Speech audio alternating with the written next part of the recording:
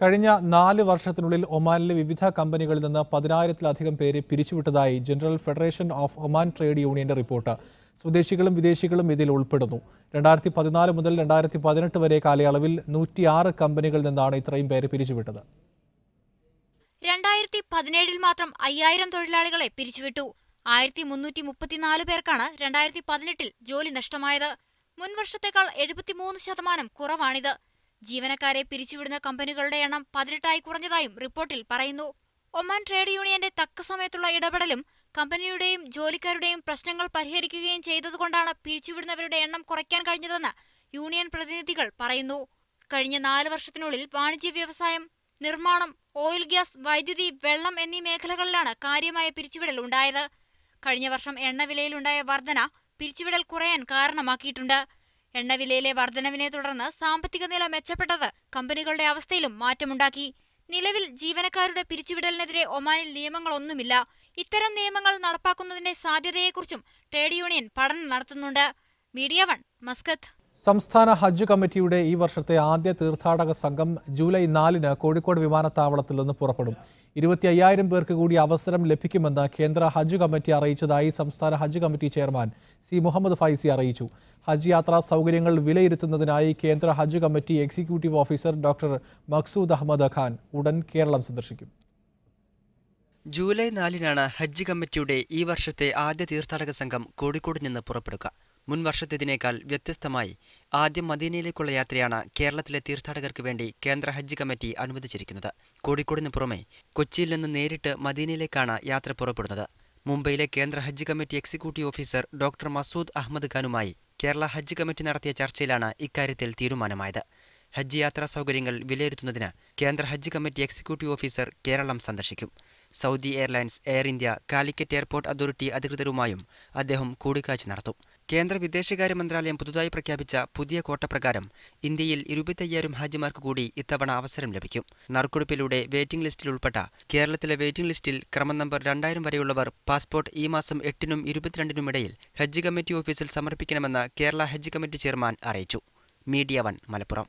MT Vasudevan നായരുടെ 2ാം മൂഴം novel സിനിമയാക്കുന്നത് അടഞ്ഞ അധ്യായമാണെന്ന് പ്രമുഖ വ്യവസായി ഡോക്ടർ BR ഷെട്ടി ദുബായിൽ NRI ബിസിനസ് സമ്മിറ്റ് സംഘടിപ്പിക്കുന്നതുമായി ബന്ധപ്പെട്ട വാർത്താ സമ്മേളനത്തിൽ ചോദ്യങ്ങൾക്ക് മറുപടി പറയുകയായിരുന്നു അദ്ദേഹം. MT വാസുദേവൻ നായരുടെ തിരക്കഥയുമായി സംവിധായകൻ ശ്രീകുമാർ മേനോൻ സമീപിച്ചപ്പോൾ നിർമ്മാണം ഏറ്റെടുക്കുകയായിരുന്നു. എന്നാൽ പിന്നീട് MTയും ശ്രീകുമാറും തമ്മിൽ അഭിപ്രായ ഭിന്നത രൂപപ്പെട്ടതോടെ ഇനി പുതിയ തിരക്കഥ കണ്ടെത്താനാണ് നീക്കമെന്ന് BR ഷെട്ടി വെളിപ്പെടുത്തി.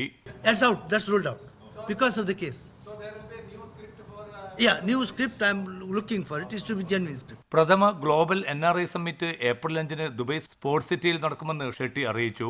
UAEയും ഇന്ത്യയും തമ്മിലുള്ള മെച്ചപ്പെട്ട ബന്ധവും പുരോഗതിയും അടയാളപ്പെടുത്തുകയെന്ന ലക്ഷ്യത്തോടെയാണ് പരിപാടി.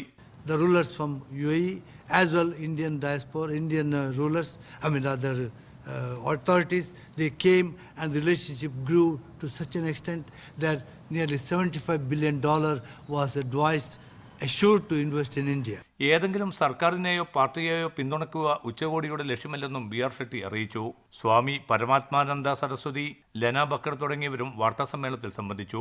Media 1, Dubai. കണ്ണൂർ വിമാനത്താവളത്തിൽ നിന്നും ആദ്യമായി ബഹ്റൈൻ എയർപോർട്ടിലെത്തിയ എയർ ഇന്ത്യ എക്സ്പ്രസ് വിമാനത്തിന് സ്വീകരണം നൽകി. ബഹ്റൈൻ എയർപോർട്ട് കമ്പനിയുടെ നേതൃത്വത്തിലാണ് കേക്ക് മുറിച്ച് വരവേൽപ്പൊരുക്കിയത്. ബഹ്റൈനിലെ Indian ambassador Alok Kumar Sinha, Air India Express country manager Sajid Saran തുടങ്ങിയവർ ചടങ്ങിൽ പങ്കെടുത്തു. GCCയിലെ പ്രമുഖ ഡിപ്പാർട്ട്മെന്റ് സ്റ്റോർ ശൃംഖലയായ ഗിഫ്റ്റ് വില്ലേജിന്റെ പുതിയ ശാഖ സലാലയിൽ ആരംഭിക്കുന്നു. ഏപ്രിൽ 4-ന് വൈകിട്ട് 5 മണിക്കാണ് ഷോറൂമിന്റെ ഉദ്ഘാടനം. അൽസലാം സ്ട്രീറ്റിൽ ചൗക്ക് സിഗ്നലിന് സമീപമായാണ് ഇരുനിലകളുള്ള ഷോറൂം ആരംഭിക്കുന്നത്.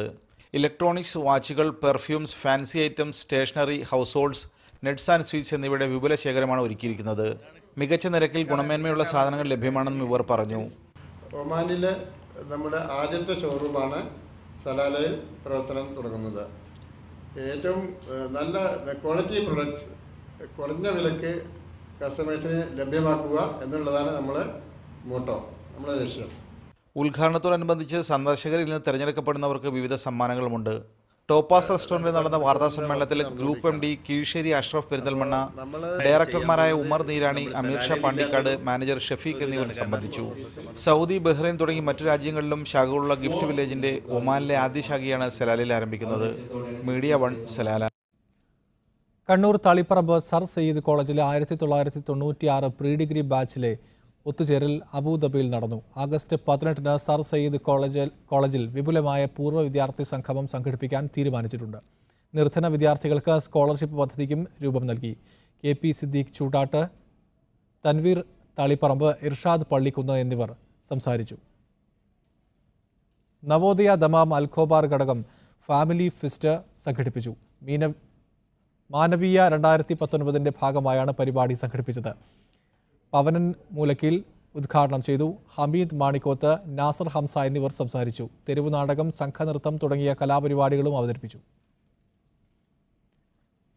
റാസൽ ഖൈമയിൽ ഇൻകാസോത്സവം എന്ന പേരിൽ പരിപാടി സംഘടിപ്പിച്ചു. നാസർ അൽദാന അധ്യക്ഷത വഹിച്ചു. മാത്യു കുഴൽനാടൻ മുഖ്യപ്രഭാഷണം നിർവഹിച്ചു. SS സലീം ഉദ്ഘാടനം ചെയ്തു. ബിജു നാരായണന്റെ നേതൃത്വത്തിൽ ഗാനമേള അരങ്ങേറി. മധു നായർ, ഹസൈനാർ, സൈനുദ്ദീൻ എന്നിവർ സംസാരിച്ചു. ഉംറ തീർത്ഥാടകൻ മദീനയിൽ മരിച്ചു. മലപ്പുറം വെളിമുക്ക് സ്വദേശി ഊർപ്പാട്ടിൽ വീരാൻകുട്ടിയാണ് ഇന്ന് രാവിലെ ഹൃദയാഘാതം മൂലം മരിച്ചത്. ഉംറ നിർവഹിച്ച ശേഷം മദീന സന്ദർശനത്തിനായി എത്തിയതായിരുന്നു. നാളെ രാത്രി നാട്ടിലേക്ക് തിരിച്ചു പോകാനിരിക്കെയാണ് മരണം. നടപടിക്രമങ്ങൾ പൂർത്തിയാക്കി മദീനയിൽ തന്നെ ഖബറടക്കുമെന്ന് ബന്ധുക്കൾ അറിയിച്ചു. SDPI മുൻ ദേശീയ അധ്യക്ഷൻ A. സയ്യിദ് അന്തരിച്ചു. അസുഖത്തെ തുടർന്ന് ചികിത്സയിലിരിക്കെയാണ് മരണം. 64 വയസ്സായിരുന്നു. മലപ്പുറം എടവണ്ണ സ്വദേശിയാണ്. നാളെ രാവിലെ 9-ന് എടവണ്ണ ജുമാ മസ്ജിദിലാണ് ഖബറടക്കം.